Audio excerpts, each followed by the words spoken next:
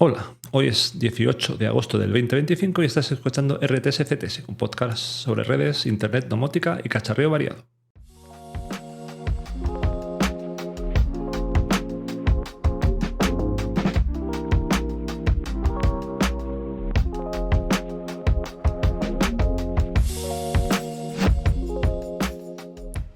Oye, ¿tú sabes lo que es un AirTag?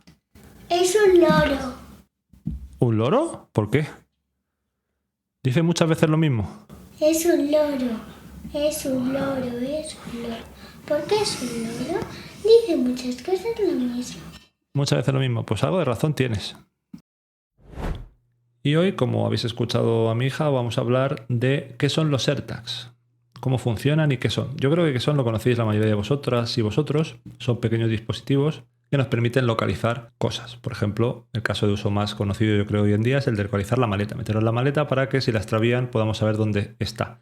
Es incluso un caso de uso que están adoptando muchas aerolíneas como parte de su sistema de localización de maletas. Pero también nos puede servir para ponerlo en las llaves del coche, ponerlo en un carrito de bebé, por ejemplo, si lo dejamos aparcado en la escuela infantil, para intentar, si alguien tuviera la tentación de robarlo, poder localizarlo en el coche, en la bicicleta, etc. AirTags es la marca o el modelo propietario de Apple, del ecosistema iPhone, que funciona con lo que se llama la red Buscar o la red Find My. Hay alternativas como Tile, Chipolo, Ugreen, Samsung, Eufy. Hay varias marcas que hacen dispositivos tanto compatibles con la red Buscar de Apple como con otro tipo de redes de búsqueda. Y bien, ¿cómo funcionan estos AirTags? Pues como decía mi hija, son como un loro, veremos que es algo parecido. Estos dispositivos, en primer lugar, se asocian con un móvil, en el caso de los AirTags con nuestro iPhone. Utilizan Bluetooth de baja energía, y en esa asociación intercambian una serie de información, entre ellas una clave que va a permitirles generar el material criptográfico que va a hacer que la localización o la información que envían estos localizadores no sea descifrable, no pueda ser conocida por nadie más que el usuario, que el dueño del AirTag. ¿Vale? Luego veremos cómo lo hace. Una vez está asociado, cuando está el dispositivo en rango Bluetooth de nuestro móvil, pues el AirTag no hace nada, no envía información de ningún tipo en general. Eso sí, cuando ya no está en rango Bluetooth, lo que va a hacer, y es cuando empezamos a decir que es como un loro, va a empezar a mandar mensajes cada pocos segundos, mensajes como si fuera una baliza, ¿vale? Va a anunciar que está ahí. ¿Y qué es lo que envía para poder permitir que no podamos saber que ese dispositivo es de qué usuario es ese dispositivo, y tampoco ni siquiera Apple sepa la localización donde está ese dispositivo y a qué usuario pertenece? Bueno, lo que van a hacer esos dispositivos es enviar una clave pública. Una clave pública es parte de un sistema de cifrado asimétrico que se compone de una clave pública y una clave privada. La gracia de esto es que yo, si cifro algo con una clave pública, para descifrarlo necesito la clave privada. Con la clave pública no voy a poder hacer nada.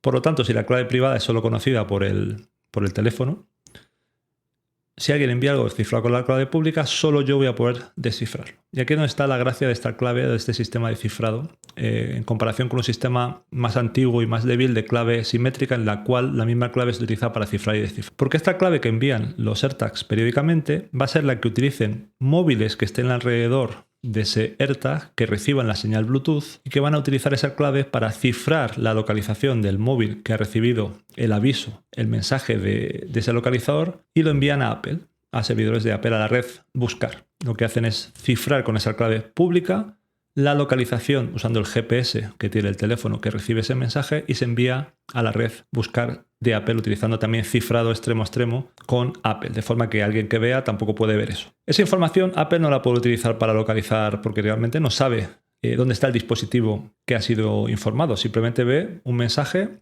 diciendo este identificador, esta clave pública, está en esta localización, pero la localización está cifrada.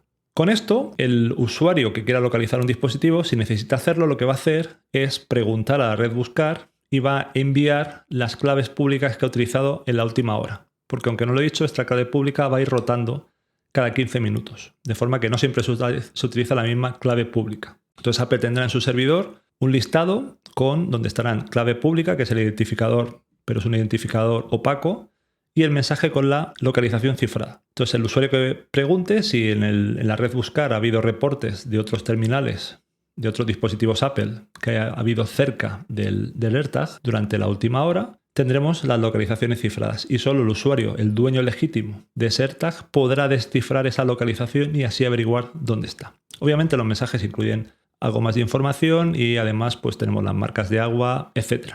Con esto, de una manera muy segura, Apple no conoce la localización de un determinado dispositivo porque está cifrado con la clave pública y nadie más puede saberlo tampoco. Además, hay otros mecanismos de seguridad, no voy a entrar mucho en detalle, por ejemplo, la dirección MAC que utilizan las AirTag de Bluetooth Low Energy también rota periódicamente. Y las claves públicas también rotan públicamente, porque si no podríamos llegar a identificar a quién pertenece una clave pública y poder llegar a hacer cierto tracking. ¿Vale? Esas claves cambian de manera determinista y para eso se utiliza la fase de asociación, porque ahí hay una clave privada que se intercambia que permite que tanto el AirTag como el móvil al que está asociado, o el usuario al que está asociado, mejor dicho, porque al final esa clave se almacena en iCloud y se distribuye a todos los dispositivos que tengan un mismo usuario, los dos extremos, el dispositivo y el usuario, puedan generar las mismas claves públicas. Hasta aquí un poco cómo funciona.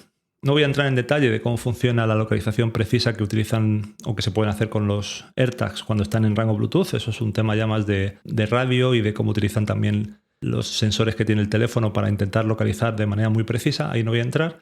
Vamos a entrar un poco en la parte de protocolos y de seguridad de un AirTag y cómo se utiliza la red enorme de dispositivos que tiene el ecosistema Apple, o incluso podemos pensar en otros ecosistemas. Al final hay un montón de móviles potencialmente cerca y es relativamente probable que haya un dispositivo cerca de un AirTag y por lo tanto que podamos saber la localización de ese dispositivo a pesar de que nosotros no estemos cerca de él.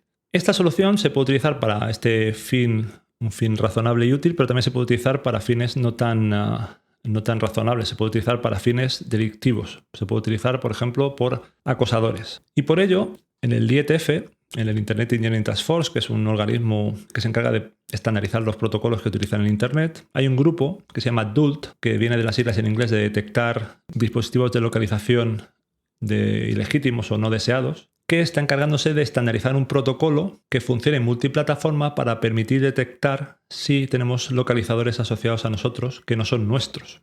Eso sería un posible uso de un acosador, ponernos un AirTag en nuestro coche para intentar ver dónde estamos. Hay a día de hoy soluciones para detectar esto, propias de cada ecosistema, y soluciones también entre ecosistemas, porque si yo tengo un AirTag, mi dispositivo, y yo tengo un iPhone, y yo tengo un AirTag, me refiero a un AirTag que no he puesto yo, que ha puesto una tercera persona, si ese AirTag va conmigo mucho tiempo, me va a avisar. El teléfono me va a decir, hay un AirTag aquí que no es tuyo. Pero imaginaos que yo no use iPhone, use un Android. Pues el grupo de trabajo IETF lo que está intentando es estandarizar entre diferentes fabricantes cómo deben funcionar los mecanismos de localización y sobre todo el protocolo que tiene que haber, algún protocolo simple entre estos dispositivos y los móviles para ser conscientes sin que de manera activa estemos buscando ver si hay un localizador que ha puesto alguien para localizarnos, sin hacerlo de manera activa, que seamos conscientes de que potencialmente puede haber alguien que esté intentando traquearnos. Y esto es un esfuerzo que surgió de manera común entre Apple y Google, aunque también hay otros fabricantes, y es un ejemplo de colaboración entre grandes vendedores, no para competir, sino para intentar hacer que estas herramientas sean lo más útiles posibles y tengan los menos riesgos de seguridad posibles. Como ejemplo, anécdota de este tipo de